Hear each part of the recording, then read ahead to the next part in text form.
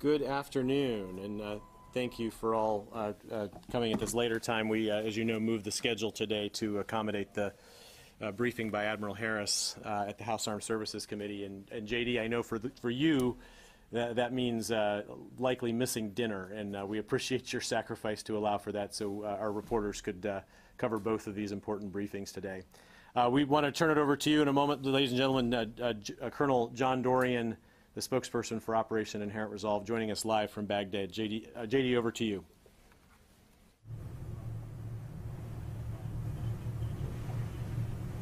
All right, very good. Good afternoon, all.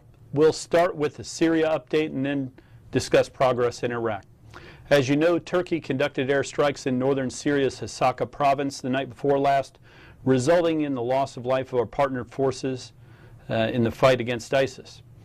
In the last 48 hours, those same partner forces in the southern part of the country, the SDF and the Syrian Arab Coalition, continued their relentless campaign to isolate Raqqa, clearing more than 215 square kilometers of territory in Ops Box north of the city, where they were able to link forces fighting from east and west and then back clear the pocket created by the link-up.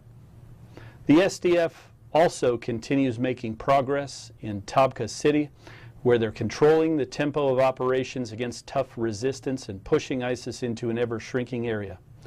They accomplished this progress despite fierce counterattacks by fighters in the city, as ISIS recognized the extent to which Raqqa is being isolated by the SDF and SAC operations. Our partners are making tremendous sacrifices in this very difficult and dangerous fight against ISIS. They have done so in Manbij, and they continue to do so in the countryside around Raqqa this very day. Of course, the coalition air support has been an instrumental component of the SDF's advance into this dense terrain, suppressing the enemy's ability to retain their positions, destroying ISIS fighting positions, headquarters, weapons, and resources. We will continue that support. Moving on to Iraq, the Iraqi security forces continue making progress in isolating and clearing territory in the dense urban terrain of Mosul, despite ISIS resistance and brutal control measures against civilians who remain in the city. Yesterday, the Iraqi counterterrorism service cleared the Al-Tanak neighborhood, one of Mosul's largest. The neighborhood was important to the enemy as a command and control site and was a location the enemy used to keep a lot of weapons and resources. Unfortunately, we continue to see reports of ISIS actions to terrorize and control the remaining civilians in the city. As many of you know, the enemy uses the Al-Bayan radio network to broadcast to their fighters and to the people of Mosul. And despite the fact that many of these sites have been overrun and dismantled by the Iraqi security forces, they've maintained an intermittent ability to broadcast into both East and West Mosul. Certainly such messages are disconcerting to civilians who remain in the West or have returned to their home in the East because of the brutal treatment. But the city is completely surrounded and ISIS is losing territory every day. It's only a matter of time before the Al-Bayan network is silenced in Mosul forever. As you've seen, the strikes that the Turkish Air Force conducted last night also killed several Kurdish Peshmerga fighters in the vicinity of Sinjar. The strikes were conducted without proper coordination with the coalition or the government of Iraq. We're troubled by that. We call on all forces to remain focused on the fight to defeat ISIS, which is the greatest threat to regional and worldwide peace and security. The coalition continues using precision airstrikes, including 9 yesterday, to remove ISIS fighters, snipers, weapons caches, vehicle-borne improvised explosive devices, and other targets from the battlefield, anywhere that they can be found and struck with precision in Mosul and other areas around Iraq. And now I'm pleased to answer your questions. We'll start with Missy Ryan from the Washington Post. Hi, Colonel. Missy Ryan here. Thanks. I have a couple of follow-up questions on the Turkey strikes. First of all, can you provide us an estimate of how many YPG or Peshmerga or PKK people were killed in those airstrikes? Secondly, how much notice did the United States get about those strikes? And how much time ahead of time was the United States notified? And do you have anything on reports of any new strikes or either air or artillery across the Syrian border from Turkey into Syria by the Turkish government? Thank you.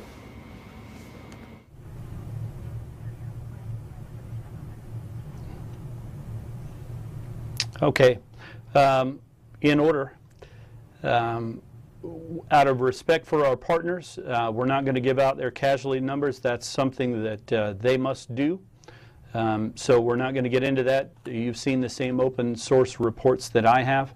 There was less than an hour of notification time before the strikes were conducted. That's not enough time. And this was notification, certainly not coordination, as you would expect from a partner and an ally in the fight against ISIS. And your third question, I'm sorry. Strikes, from Turkey against the YPG today.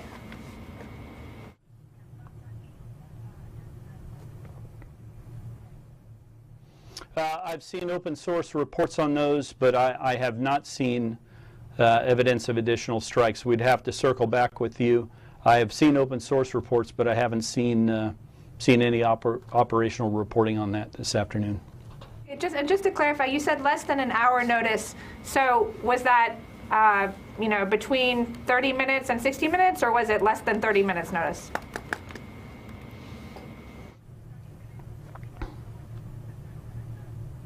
Well, it was less than an hour. They contacted the Combined Air Operations Center. Okay, thanks. Tara from Stars and Stripes.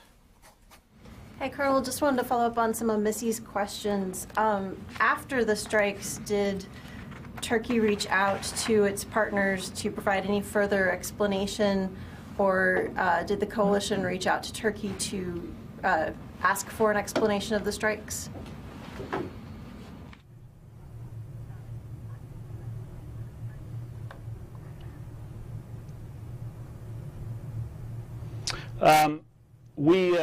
We let the Turks know that the amount of time that was being provided for the strikes was inadequate for us to assure safety of our forces on the ground. We had forces within 6 miles of the strikes.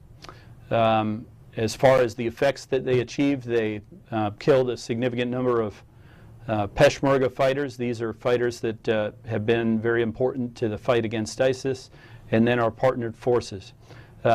We have not had extensive discussions with regard to them reaching out, but I know that there have been a significant amount of diplomatic activity between the two sides since that occurred. And just for comparison, normal operating procedure, if Turkey was conducting an air operation, how would that go?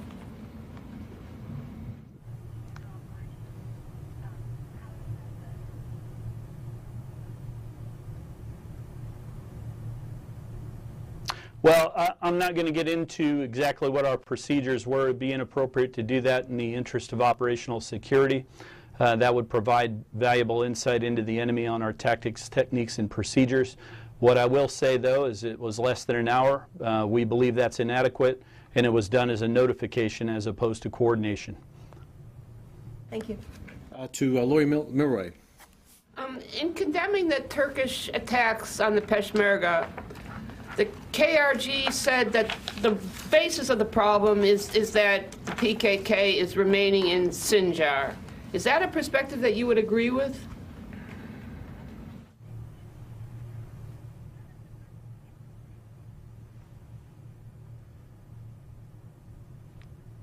Well, the PKK being anywhere in Iraq or Syria is a problem because they're a terrorist group. As far as whether that's the crux of the problem, we've identified what we think is problematic here, and the inadequate coordination time and the notification rather than coordination are two areas that are just not good. And then, of course, our partnered forces have been killed in this strike, and these are forces that have been integral in fighting ISIS. They've been reliable in making progress against ISIS fighters under very difficult and dangerous conditions. They have made many, many sacrifices to help defeat ISIS, and that keeps the whole world safer. So that is our position on that. And you said that U.S. forces were within 6 miles of the strikes. Are you saying that U.S. forces were potentially endangered by them?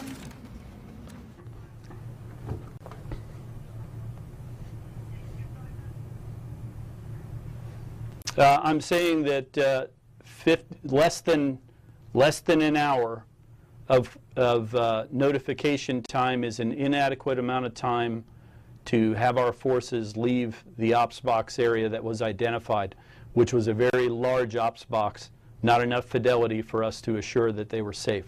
So it was an unsafe way to conduct operations. It's a very complex battlefield here, and we just want to make sure that coordination is done so that we can get these things right and prevent the types of incidents that we saw here, which included the killing of Peshmerga soldiers in Sinjar area.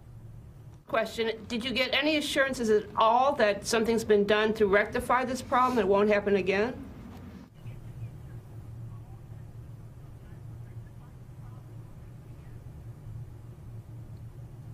I'm not aware of any at this time. Okay, next to Casimir Larry with Anadolu. Colonel Dorrian, you said that PKK is a problem wherever it is in Iraq because it's a terrorist group. And then yesterday, a group of U.S. forces have been filmed and pictured in northeast Syria, in the area where it's struck by the Turkish air elements. And those forces are welcomed by PKK flags, as well as PKK leaders, posters, and pictures. So according to you, isn't it controversial for American forces being welcomed by supporters and elements of a designated terrorist group in that area, that's PKK?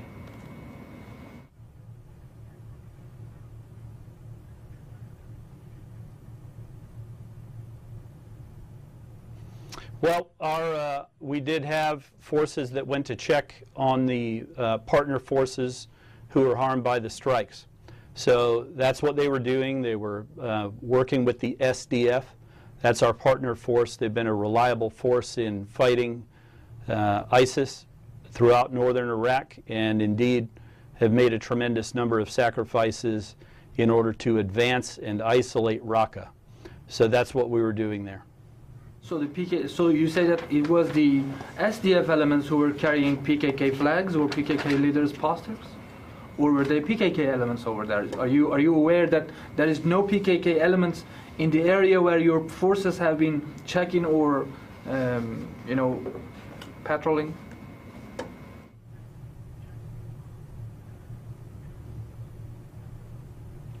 Well, what I'm telling you is that we were there to visit our partnered force. They've been a reliable partner force, and we wanted to make sure that we were there to assess the damage and to assure them that we're committed to our partnership with them as they continue isolating Raqqa. The Turkish military is saying that they have conducted those strikes based on the intelligence information that many of the recent PKK attacks in Turkey have been plotted and supplied with equipment and arms coming from Sinjar region and Karachok region. Militarily thinking, according to you, apart from notification and targeting partnered forces, do you think that those targets were actually militarily legitimate targets because a significant national security threat is coming out of these areas, these two areas?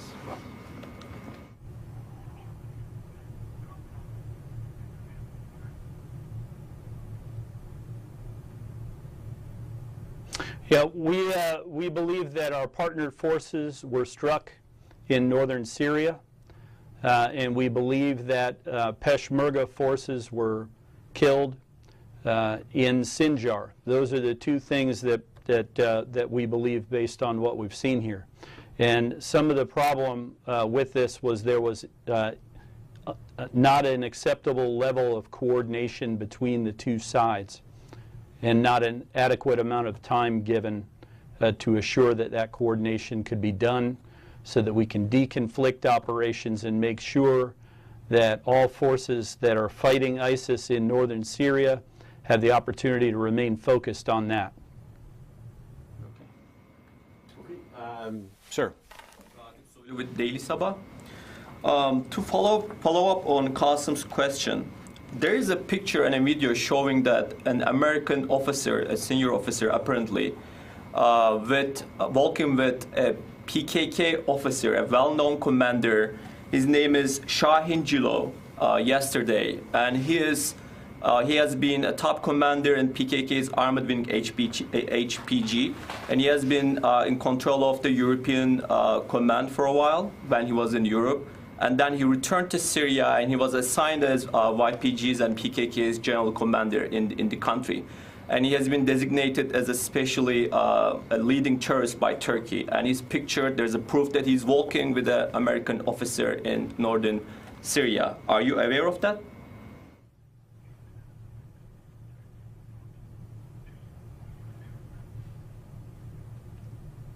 I'm aware that we had an officer go to northern Syria to check on our partnered force following the strikes that killed some of their soldiers. And that's what we were there to do. There were a lot of people present. That's really all I have for you on that. A second question. The Turkish foreign minister said that they informed the United States that they should withdraw their forces from the border area at a distance of 30 kilometers because there was an upcoming Turkish operations in coming days, like days before this airstrikes. Do you have any information on that? Would you confirm that Turkey informed you that they would conduct operations in that specific region?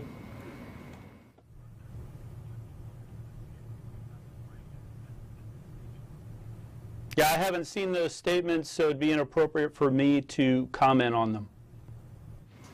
My apologies to Lori Milroy, who I skipped over before. Oh, Kurdistan, you didn't. I came up with another question. Okay. Oh, did I not? I'm sorry. Well, with Kurdistan 24, and Sir Colonel Dorrian, your statement that it's not an acceptable level of coordination. Are you suggesting that if the Turkish forces had coordinated properly with you and told you where they were going to strike and when, would you have let them go ahead?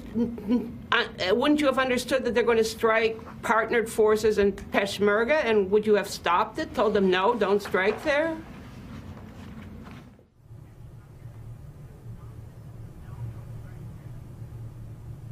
Yeah, I'm not going to get into hypothetical scenarios about what we would or wouldn't have agreed to.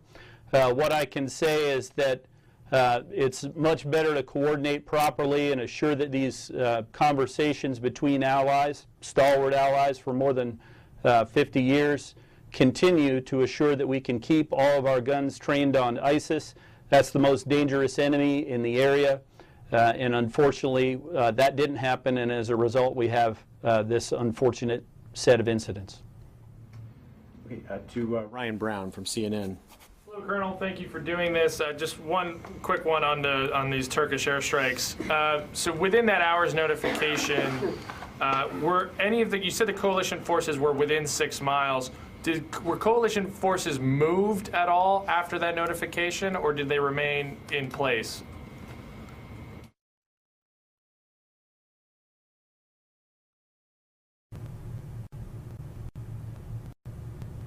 Yeah, I don't know what their movements were. I just know that there was an inadequate amount of time to clear all of our forces away from what is a very significantly sized area. So we didn't have exact fidelity on where the strikes would occur and not an enormous amount of time to have our forces react.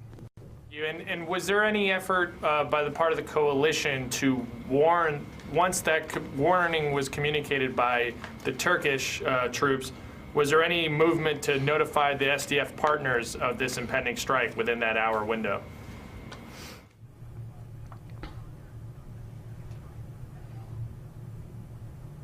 Well, there's not really enough time to do that within that hour window, and there's not really enough fidelity on exactly who was being struck in order to even consider doing so.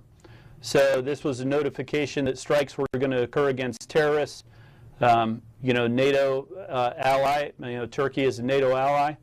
So that there's not really enough information there for us to know exactly who was being struck or exactly where the strikes were going to occur. So this was just an unfortunate set of incidents, and it resulted in the deaths of many forces who had been very effective in fighting ISIS. And on a separate note, last week we talked a little bit about the chemical weapons attack that had been done on some Iraqi security forces and some of the U.S. and Australian advisors nearby. Is there any update on that, on what kind of chemical weapon was used in that attack, and whether or not any coalition service members were exposed?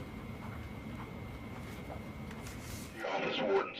At this time, all personnel secure all classified material and remain in your office spaces. Do not attempt... I don't know if you can hear all this, but it's a near-deafening exercise that's going to be done here, and I need to just take a quick pause while we finish that. Sorry about that. Okay, team, I was getting in both ears. Or can I have them repeat the question, or are we going to keep announcing stuff? We can see you duck and cover. Question again, and we'll see whether we can get it answered for you. I apologize for that. Colonel, totally understand. Thank you for fielding the question. We talked a little bit about the series of chemical weapons attacks by ISIS against Iraqi troops and U.S. advisors and Australian advisors nearby last week. Is there any update on what kind of chemical weapons were used in those attacks and whether or not any coalition forces were exposed?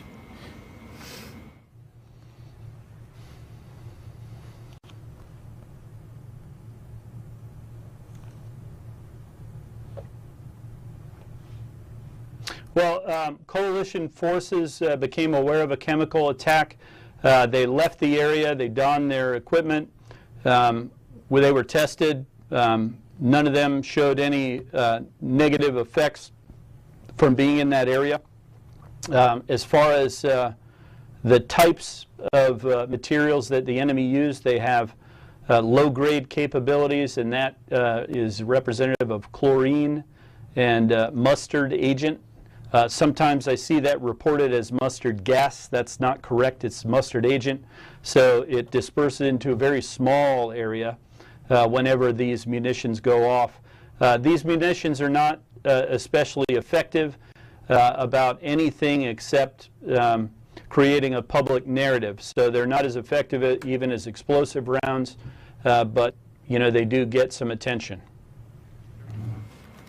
Okay, next to Corey Dickstein, Stars and Stripes. Hey, sir. Ryan actually asked my main question, but I do want to make sure I'm clear on the troops that were 6 miles from the strikes Turkey conducted. Those were in Syria, not Iraq, correct?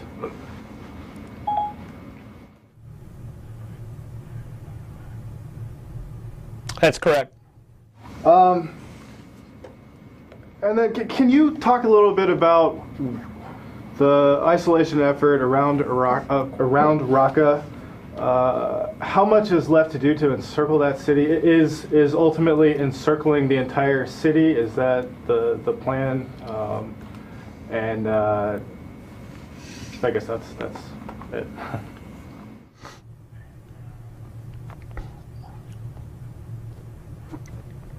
Yep. More than 8,000 square kilometers have been cleared by our partner force, the Syrian Democratic Forces and the Syrian Arab Coalition, as they begin isolating Raqqa.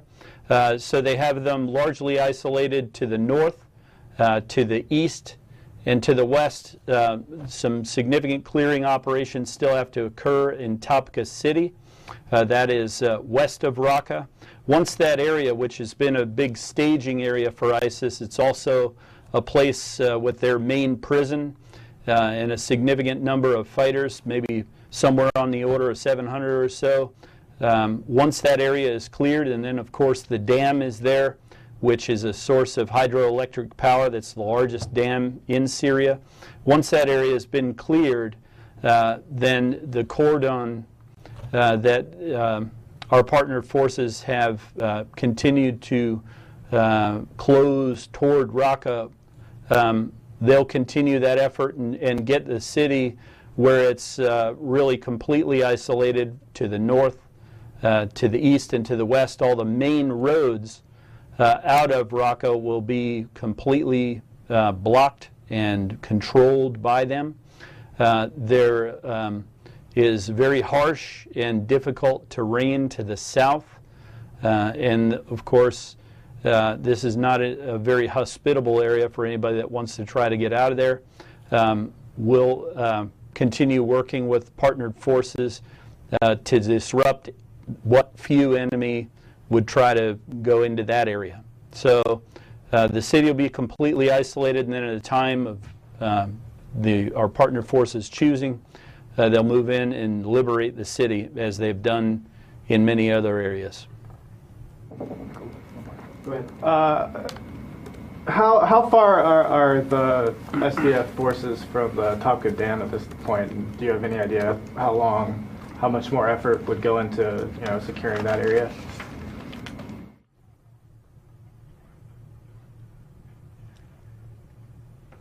Yeah, just a few kilometers, I believe. I don't have the exact number, but they're very, very close.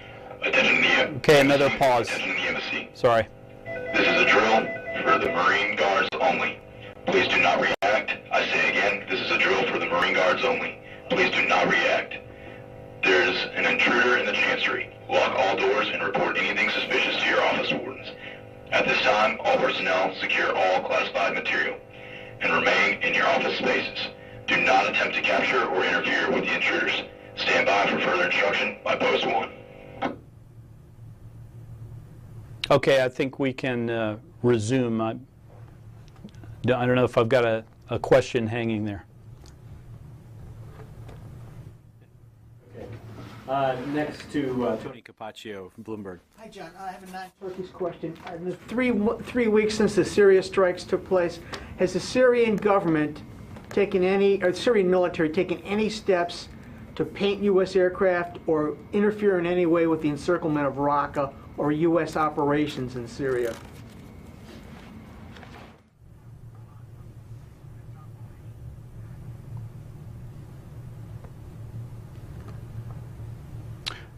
No, I've not observed any. I don't believe so. Our aircraft are very capable. We've got F-22s and other very capable aircraft flying over Syria at all times.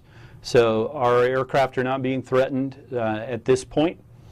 And we haven't seen anything that's we would characterize as an attempt to disrupt our partnered forces from trying to isolate Raqqa. Well, you mentioned it. The price of the F-22 is still of interest to a lot of people. What is it performing over there? It's a stealthy airplane. What kind of missions is it performing in the support of the Mosul and Raqqa operations?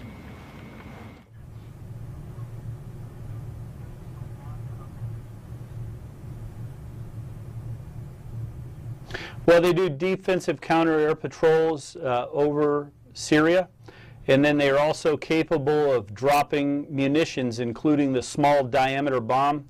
These are very important weapons, especially when you get into dense urban terrain, because it's a 250-pound weapon, much smaller, and it can be delivered with precision to create precision effects and destroy targets, to make the way for our partnered forces advance, or to take out enemy leadership targets or targets that have to be struck with precision. So it's a very important capability, and it's one that's doing its job here in Iraq and Syria. And one other aircraft question. There's been a more concern voiced by the Army about the use of drones in general against U.S. forces in the future. Can you give us a sense of how ISIL is using drones in the last 5 or 6 months in the Mosul operation and to counter shaping operations in Raqqa?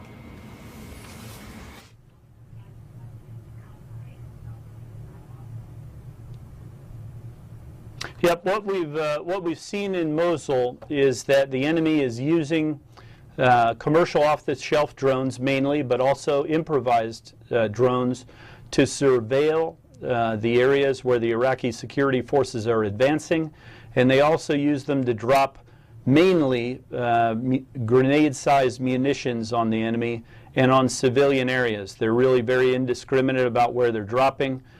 These are not really strategic capabilities. They're not game changers. It's not going to stop what's happening on the battlefield, which is them losing, being pushed out of areas, and getting killed. But it does present a tremendous amount of danger to people on the ground when we see these. The enemy has used them sometimes where multiple drones have been used at one time. Of course, that is a capability that certainly will get attention and require the Iraqi security forces to take measures to put a stop to that. Most recently, though, we've been able to provide some capabilities on the battlefield to disrupt that. So that's electronic warfare capabilities, and then, of course, the enemy, is really limited in their technical expertise.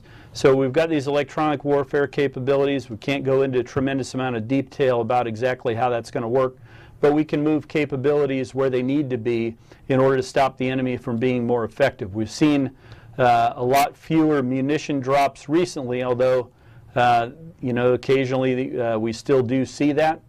But one of the things that's kind of an interesting conundrum for the enemy is we have the ability to disrupt them when they want to use these. The Iraqi security forces have turned the tables and begun to use them as well. The enemy has no such capability other than to fire at the Iraqi security forces drones, and the Iraqis are seeing some success against the enemy in using these capabilities to take out snipers, to take out improvised explosive, vehicle-borne improvised explosive devices that are parked, and to just sort of terrorize them.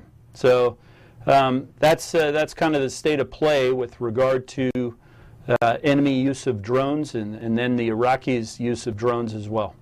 Quick follow-up. Have these counter technologies been rushed to Iraq over the last 5 or 6 months as part of these joint urgent requirements?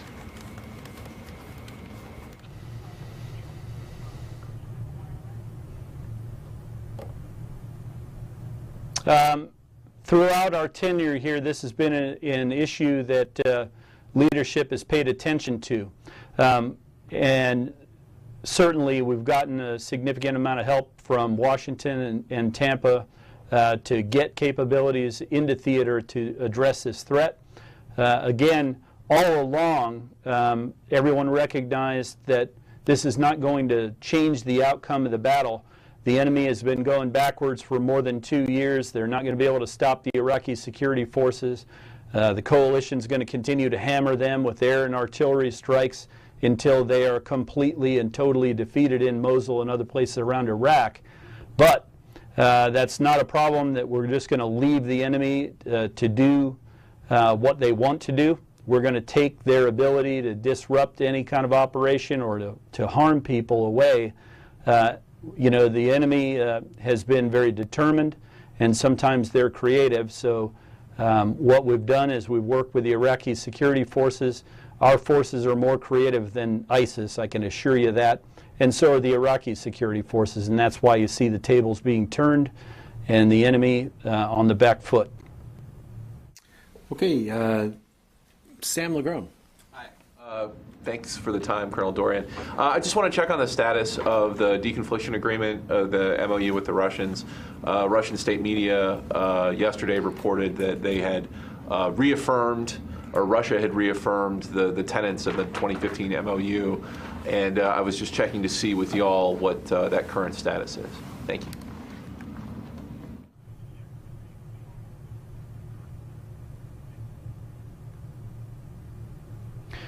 Yep, I've seen those same reports. It's very encouraging that they've acknowledged that, and it is important for safety of flight for our operations and for theirs as we both continue fighting ISIS in Syria, and we continue our operations in Iraq. That operation, the deconfliction line is indeed, it has been working really nonstop, and that's something that's going to continue. So that's an encouraging thing to see that acknowledged. Great. Ma'am in the back. G with Al Jazeera English. The Syrian Observatory for Human Rights is reporting that in the last 48 hours, at least 16 civilians were killed in coalition airstrikes in the Raqqa countryside. Have you seen those reports, and could you comment on that?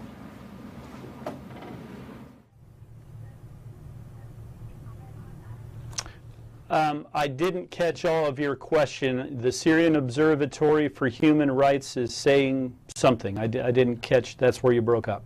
Saying that in the last 48 hours, at least 16 civilians were killed in coalition airstrikes in the Raqqa countryside. Have you seen those reports, and could you comment on them?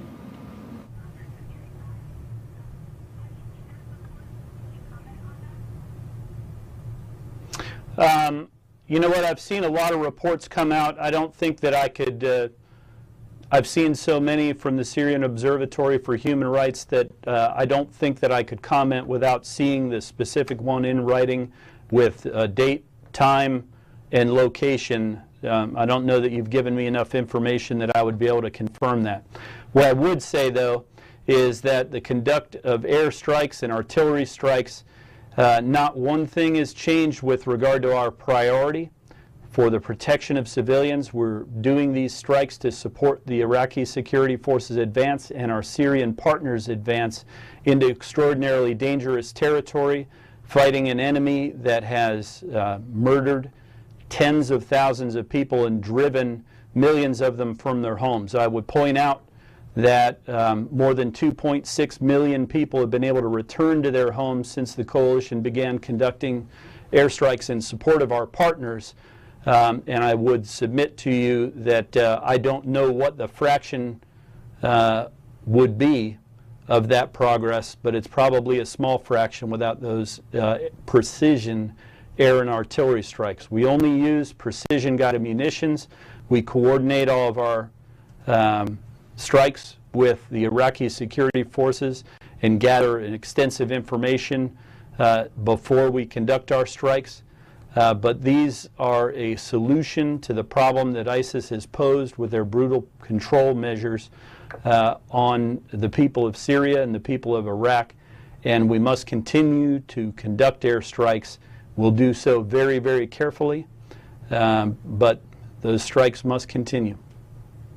See if I can get the precise information to you, but I had a second question, which was I wanted to see if you could give us an update on the status of the investigation into the March 17th strike in which in West Mosul, in which there were reports that up to 300 civilians were killed.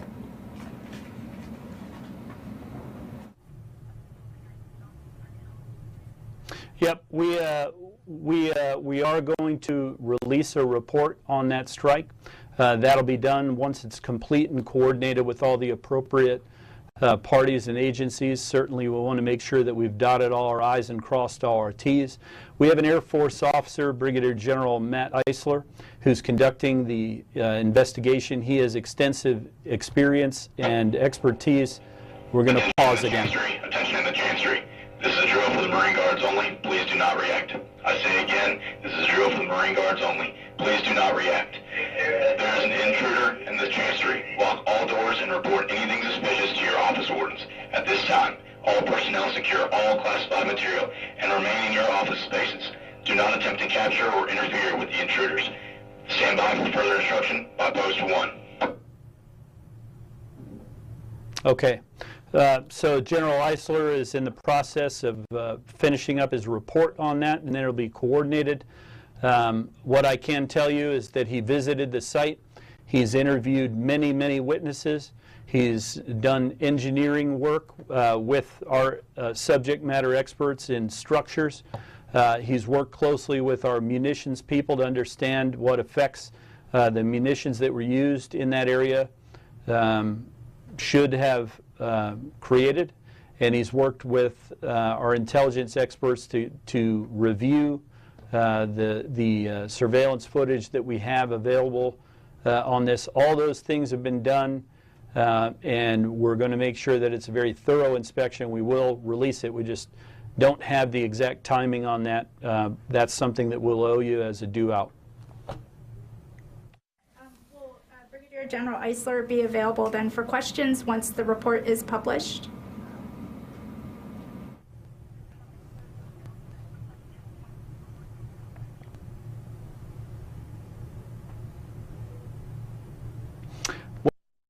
Well, we'll have to owe you an answer on that. I know that we're going to release a report. Who's going to be there to answer questions remains to be seen. We'll get back to you on that. I would point out that more extensive efforts to avoid civilian casualties than have ever been done by any coalition in history are being employed over Syria and Iraq, and none of that has changed. This is a very unfortunate incident, but it's certainly not the types of effects that we hope to achieve. But the fact remains that there has never been a coalition that's worked more closely with partners and employed more resources and done more to avoid civilian casualties than is being done now. One of the things that's very important to understand is that even with the very best technology ever employed, even with the most robust procedures employed, even with the very best of intentions and the highest level of efforts, and that's what we put into this, the people that are involved in this are not perfect, nor is the technology.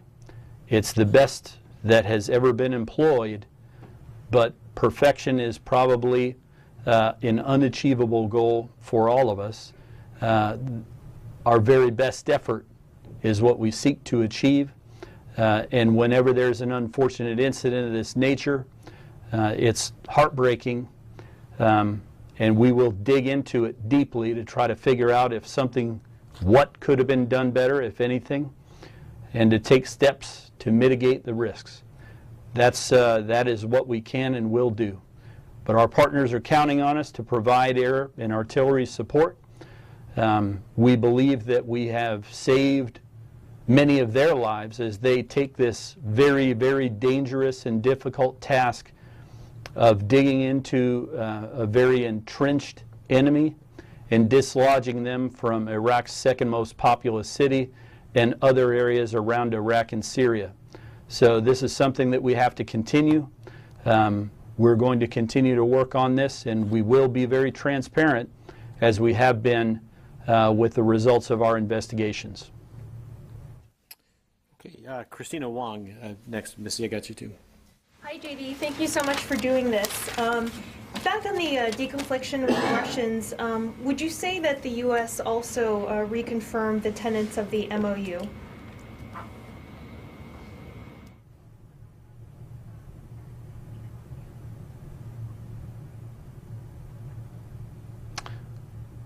I'm not sure I caught all of that. Can you repeat the question, Christina? I'm sorry.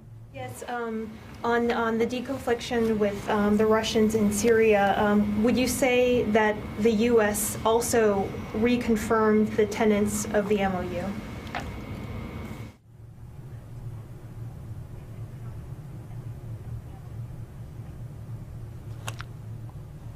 Well, what I would say is we've continued our deconfliction efforts throughout the past weeks, and we believe that continued deconfliction of our operations keeps both sides safer on the battlefield.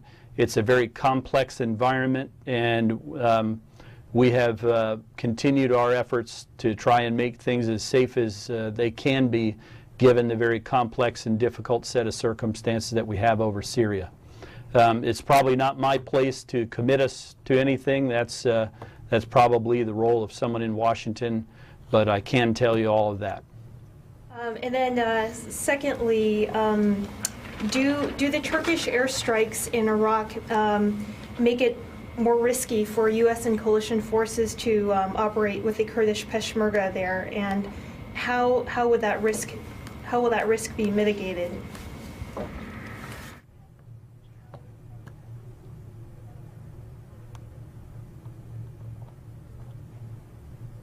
I'm sorry, you broke up another time there. Can you repeat the question again for me? Sorry, it might just be me. Do the Turkish airstrikes in Syria make it more risky for U.S. or coalition forces to operate with the Kurdish Peshmerga, and how will that risk be mitigated going forward?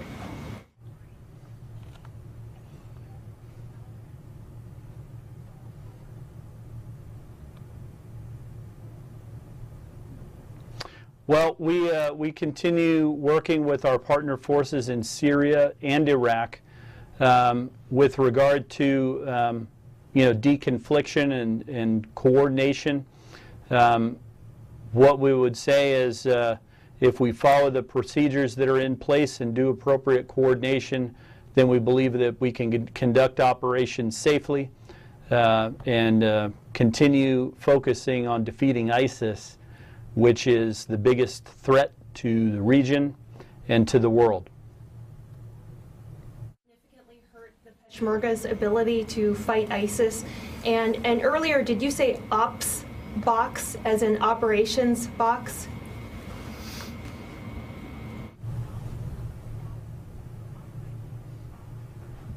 Yeah, we call it Ops Box North. So this is an area of operations north of Raqqa. That's defense techno-babble, so I apologize for that. That is just our operations area in the north above Raqqa, where our partner forces are operating and clearing to isolate the city. Just really quickly on did the Turkish airstrikes in Iraq hurt the Peshmerga's ability to fight ISIS?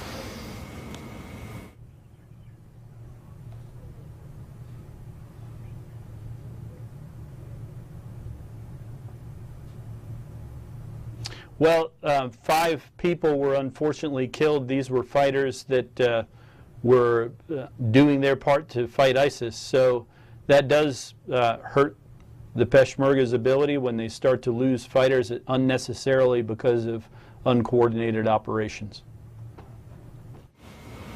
Okay, next to Richard Sisk from military.com.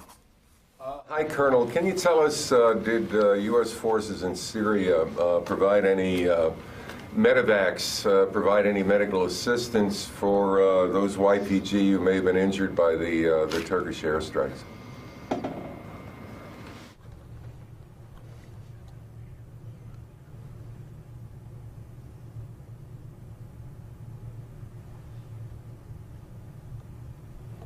We didn't medevac anyone.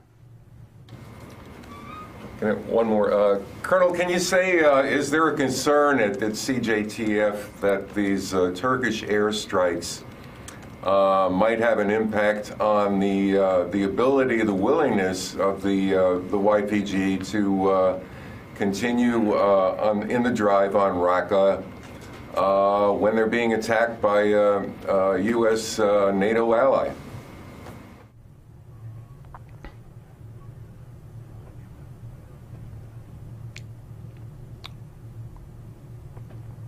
Well, what we've seen since the attacks on the SDF were done is that they've cleared more than 200 square kilometers of territory in the north of Raqqa to further isolate that city. So they've also continued their advance into Topka, which is very difficult and dangerous territory with a lot of very tough ISIS fighters, including a lot of foreign fighters. So they have proven to be a very reliable partner in fighting ISIS. That is what we've observed to date. So I'm not going to speculate about what else might happen, but I am going to tell you what we've observed so far. Next to Jim Michaels, USA Today. Colonel Dorrian, I understand that this was a notification and not coordination on the part of the Turks regarding the airstrikes.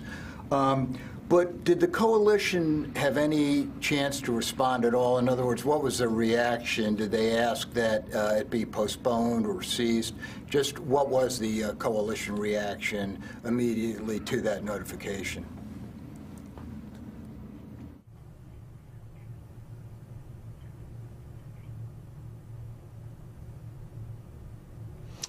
We did tell them that this was a notification and not coordination, and that it was not enough time to conduct the operation safely. In a quick follow on Syria, could you sort of a quick follow on Syria, if you could sort of describe the level of coalition support currently for the Tabqa Dam offensive?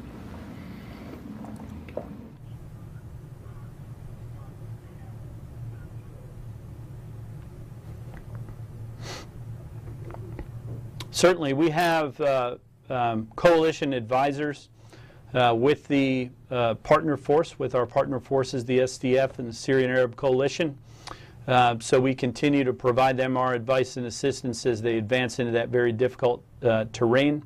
We continue to take ISIS fighters, fighting positions, and weapons and resources off the battlefield through our air and artillery strikes all over Iraq and Syria, including in Tabqa. And then we provide intelligence, surveillance, and reconnaissance capabilities and observe the battlefield to make sure that we're achieving the effects that we intend. Next, Qasim, did you have a follow-up? Colonel Dorrian, please could you clarify some of the statements you made earlier? You said that the problem with the Turkish strikes were lack of notification and coordination, and then the casualties of the partnered forces. So does that implicitly mean that the coalition or the U.S. military recognizes the Turkish counterparts or Turkish partners' concerns with respect to the PKK bases in Iraq and in northern Syria?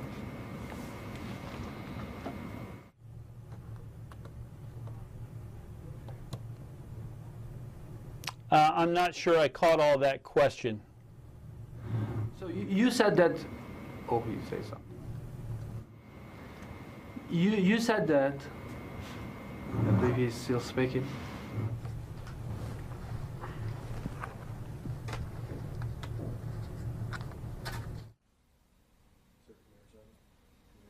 Can you hear us there, JD?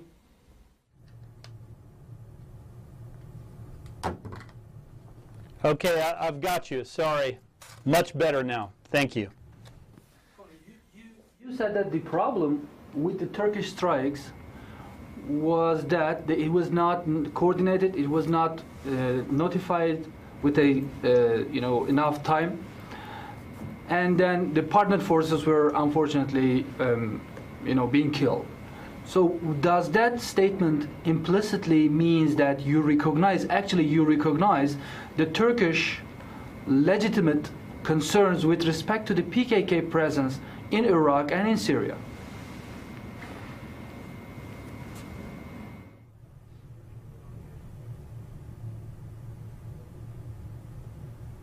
No, we acknowledge that there are PKK in some areas of Iraq and northern Syria.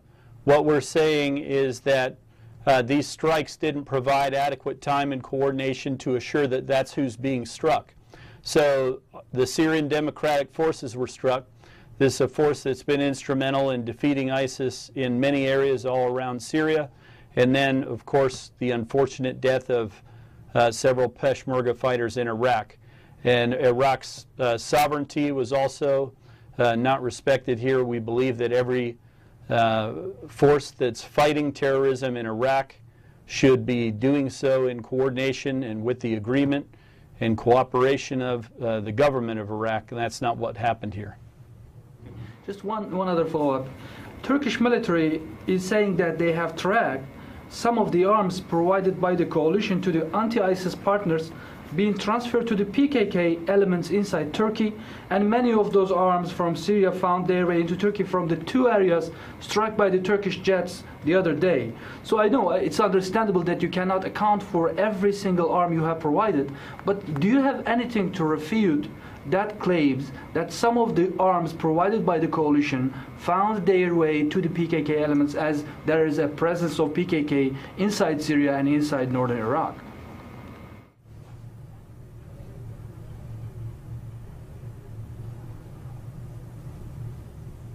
Well, to be clear, we provide weapons and equipment to the Syrian Arab Coalition, not the YPG. These are forces that have proven reliable. We haven't seen them threaten Turkey at all. We've seen them fight ISIS. We've seen them liberate more than 8,000 square kilometers of territory in isolating Raqqa. We've seen them liberate Manbij, which was a dangerous command and control node for international terrorism. We've seen very good progress made in the defeat of ISIS by our partnered force. So that's what we've observed. We have not observed the things that you're alleging at all. Next to Tara Kopp, Stars and Stripes for follow-up. Thanks for hanging in there with us.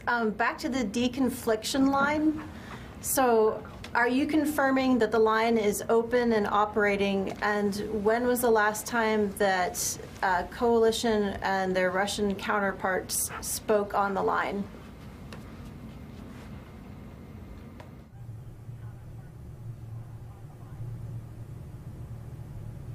Well, we are going to discuss the fact that there has been deconfliction going on all along, but probably going to end it there as far as the daily play-by-play on what was deconflicted and what was not, and who said what in these calls. We are not going to get back into that business.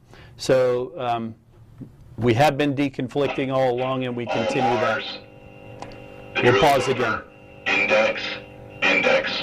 I repeat, all Mars, index.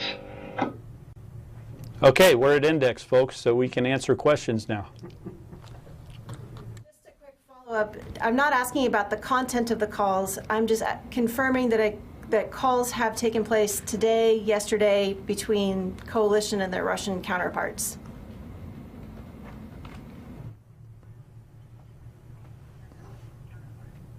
Yep. The calls happen on an as-needed basis, on a regular basis, and we're not going to talk about every little time that it happens. Last follow-up here from Missy Ryan. Yeah, just to clarify, did you say when you were answering Ryan that the Turks had not provided the location of the airstrikes that they were going to conduct when they provided the notification, not deconfliction?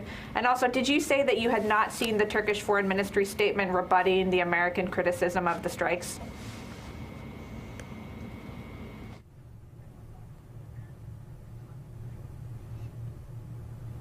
What I'm saying is that the size of the area in which the operations are going to occur didn't leave enough time to assure that our forces could be out of the way or really understand exactly where those strikes were going to be. That's what I'm saying. As far as the other part, have I seen a statement? I think I need you to repeat that. There was a Turkish foreign ministry, the Turkish government put out statements from the foreign ministry rebutting the American criticism of the notification process.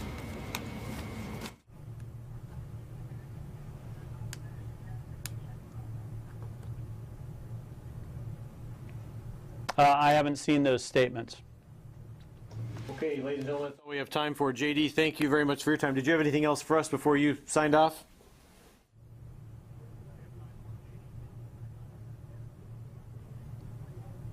Nope. We'll see you next week. All right. Thank you. Thank you, everybody.